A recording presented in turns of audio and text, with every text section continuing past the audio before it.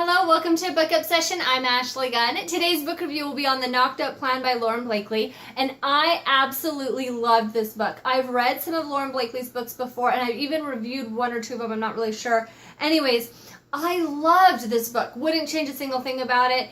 I think that Lauren did an outstanding job with this book. You have this woman named Nicole, and she's ready to be a mother. She has a successful career, but she's never fallen in love. She's come close, but it's just never happened for her, and she's not willing to wait around until she finds that perfect man to start her family. So she decides to go to a sperm bank. When she does, she kind of comes to the decision that she thinks it would be better for her to know the man that's going to donate the sperm. The bios the sperm bank gives her just doesn't cover things that's important to her, like whether the man is funny and kind.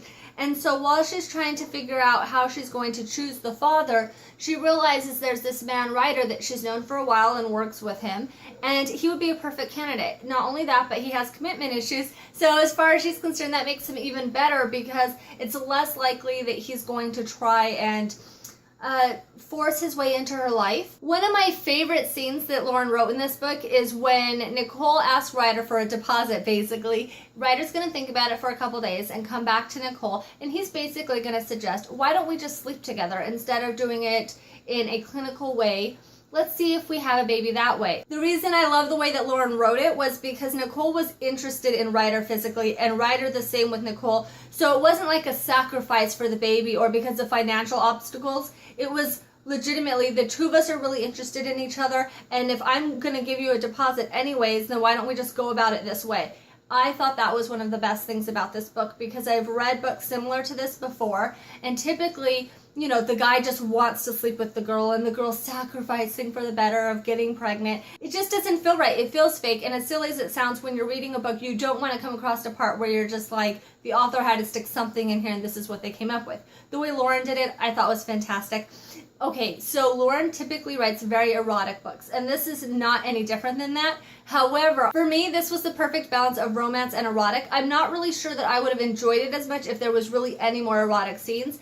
And the way that Lauren will write an erotic scene and then a little bit later when they're sleeping together again, that time she'll glance over it and then the next time she'll go into it. I really just thought the balance was perfect with this book. As I mentioned, you have Nicole, who just hasn't fallen in love. Not any really big baggage or anything. Just hasn't happened for her, which was kind of refreshing. Then you have Ryder, who was in love and married. His wife cheated on him with 7 different men and claimed to have a sex addiction. It wasn't something Ryder could handle, so he decided to leave that relationship. I think what made that worse was at the time he was basically a relationship and dating love expert. And so when his marriage fell apart, so did his career. And now he's really struggling to find his place again.